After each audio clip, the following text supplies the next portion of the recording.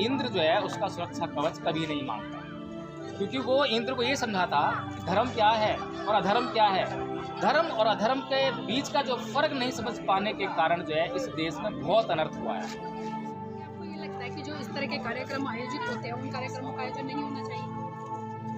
देखिए नीलम जी, संपद में कहा गया है कि सब दानम धम्म दानम विनाती, यानी कि सभी दानों से बढ़कर है धम्म का दान। अब ये धम्म का दान, अब ये समस्या क्यों बनी हुई है, इसका पवारणा विधि से सीधा सीधा संबंध है। क्योंकि आज पवारणा विधि का आयोजन नहीं होता है। आज आप देखिए कठिन चीवर दान, जिसकी कोई उपयुक्ता नहीं है, जिसकी कोई उपयुक्ता नहीं है उसका तो आयोजन हुआ,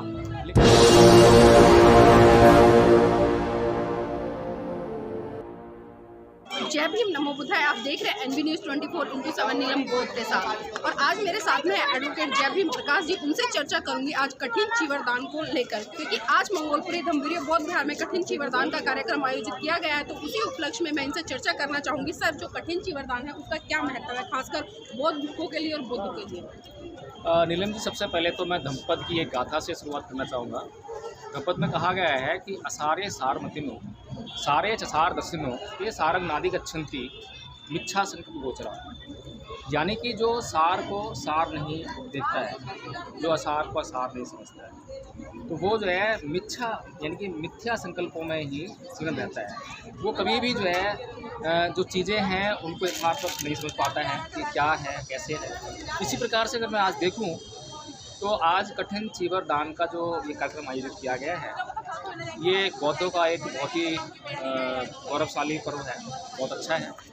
लेकिन इसका महत्व जो है जो प्राचीन काल में था उसके संदर्भ में वर्तमान काल को अगर जोड़ें तो आज हमें कुछ इसका महत्व जो है नजर नहीं आता। इसका महत्व ये था कठिन चीवर दान का कि प्राचीन समय में चीवर को उत्पन्न करना बड़ा ही कठिन काम था, बड़ी मुश्किल से चीवर उत्पन्न होता था।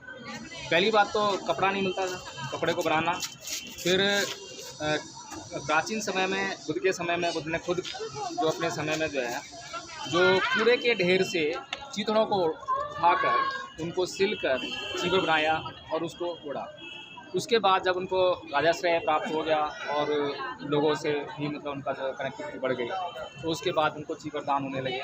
लेकिन वो चीवर कैसा हो, किस तरह से बनाया गया हो, उसके पीछे क्या भावना हो, ये बहुत ही महत्वपूर्ण चीज़ें थी। और इतनी महत्वपूर्ण चीज़ें जब जुड़ जाती हैं किसी भी चीज़ के साथ में तो उसमें कठिनता उत्पन्न हो जाती है। और इसी कठिनता के नज़रिए से जो है इसको कठिन चीवर दान कहा गया। लेकिन आज ऐसा नहीं है।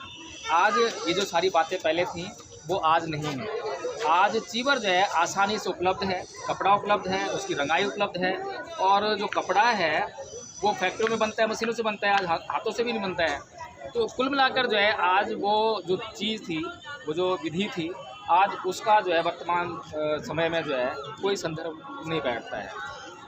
हाँ, लेकिन जो आज का दिन यानी कि ये वर्षावास के समाप्ति पर इसका आयोजन होता है। वर्षावास की समाप्ति पर प्राचीन काल में दो आयोजन हुआ करते थे। एक तो ये कठिन चीवर दान का आयोजन हो गया और दूसरा आयोजन हुआ करता था पवारणा विधि का।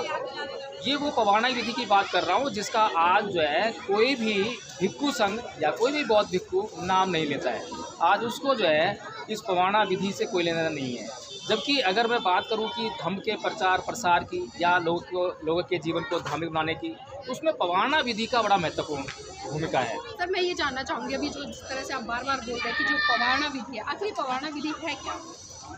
नीलम जी, बुद्ध के समय में जब बुद्ध ने ये जो बुद्ध का संघ बना, पहले जो पंचविज्ञ भिक्षु थे जब वे शामिल हो गए बुद्ध के साथ, तो भिक्षु संघ स्थापित हो गया। और भिक्षु संघ स्थापित होने के बाद और भी भिक्षु संघ में लोग शामिल हुए, भिक्षु बने, उन्होंने घर त्यागा और संसार के कल्याण के लिए अपना पूरा जीवन अर्पित कर दिया। ये जो भिक्षु संघ है ये नगर नगर जाकर जो है गांव गांव जाकर चारिका करता था, अपना भोजन वहाँ से प्राप्त करता था, और भोजन प्राप्त करने के बाद वहाँ पर जो है देशना के माध्यम से लोगों के जो जीवन में जो मानसिक समस्याएं हैं, यानी कि जो मन से संबंधित जो समस्याएं हैं जिनका निवारण मन से हो सकता है, उनका निवारण करने के लिए लोगों को देशना दिया करता था। अब जब ये लोग चारिका करते थे तो चारिका करते करते जो हम जानते हैं कि 4 ऋतुएँ होती हैं, 4 ऋतुओं में जो वर्षा ऋतु है वो थोड़ी सी विशेष है। अब विशेष क्यों है?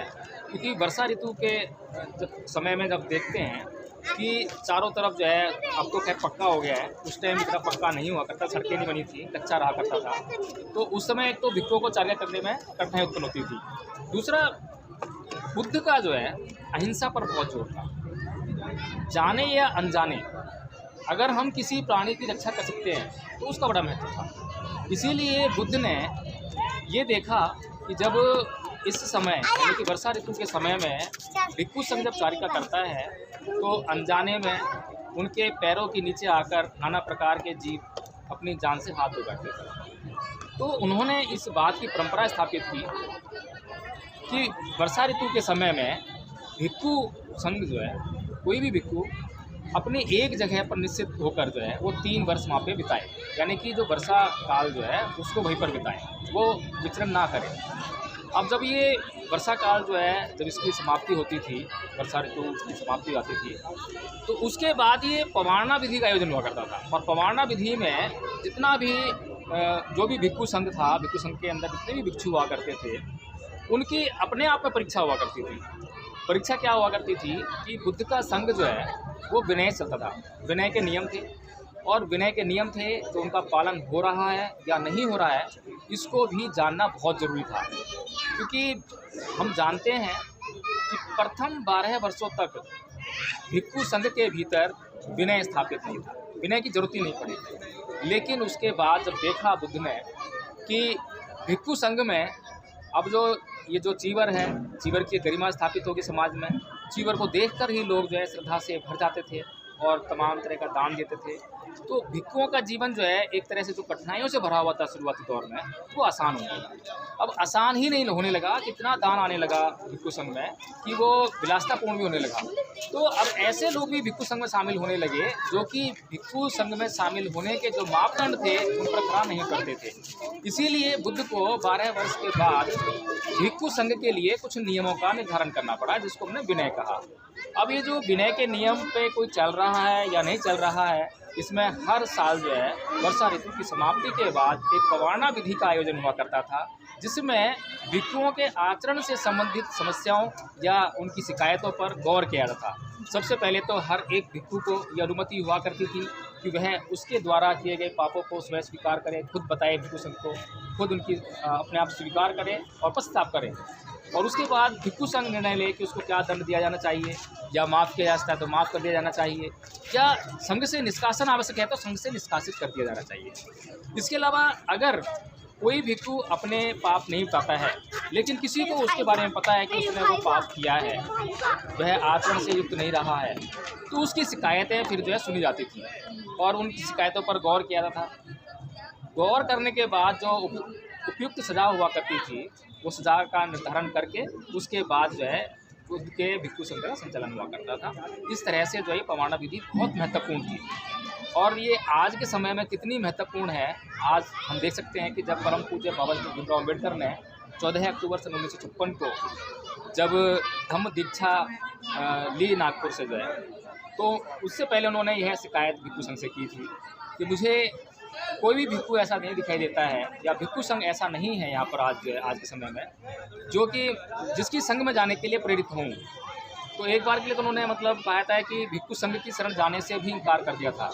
लेकिन क्योंकि आज जो हमें धम्म मिला है, आज अगर हम धम्म के सानिध्य में अपने आप को समझ पा रहे हैं, देख पा रहे हैं, तो ये भी भिक्षु संघ की ही देन है। तो जब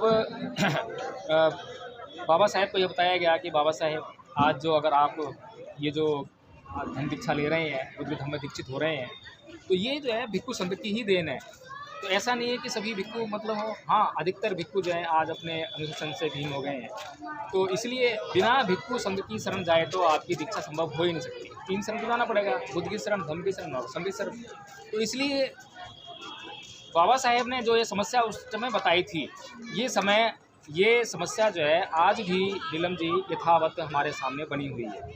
अब ये समस्या क्यों बनी हुई है, इसका पवारना विधि से सीधा संबंध है। क्योंकि आज पवारना विधि का आयोजन नहीं होता है। आज आप देखिए कठिन चीवरदान जिसकी कोई उपयुक्तता नहीं है, जिसकी कोई उपयोगिता नहीं है उसका तो आयोजन हुआ, लेकिन जो पवाना विधि है उसका आयोजन नहीं होता है। पवाना विधि का आयोजन करेगा कौन?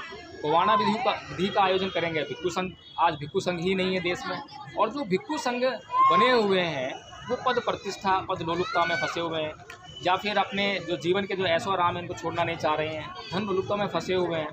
तो इस कारण से आज जो है धम्म भी गति नहीं कर पा रहा है। तो आज जितने भी हमारे समाज के जो बौद्ध अनुयायी हैं, जो विशेष तौर पर भारत के बौद्ध अनुयायी, उनके भीतर ये बड़ी पीड़ा है कि एक समय जिस धम्म ने पूरे दुनिया को गौरवान्वित किया और इस देश को विश्व गुरु होने का दर्जा हासिल करवाया, आज उसी देश से बुद्ध का धम्म गायब है और बुद्ध का देश उस धम्म के लिए तरस रहा है। तो क्या आपको ये लगता है कि जो इस तरह के कार्यक्रम आयोजित होते हैं उन कार्यक्रमों का आयोजन नहीं होना चाहिए? देखिए नीलम जी, धम्मपद में कहा गया है कि सब दानं धम्म दानं गृह्णाति, यानी कि सभी दानों से बढ़कर है धम्म का दान। अब ये धम्म का दान क्या है? अगर मोटे मोटे तौर पर अगर किसी से पूछा जाए तो वो यही कहेगा कि बौद्ध भिक्षु जो दान करते हैं, धम्म का दान यानी धम्म की देशना करते हैं, वही जो है दान है, वही धम्म का दान है और वो सबसे बढ़कर है।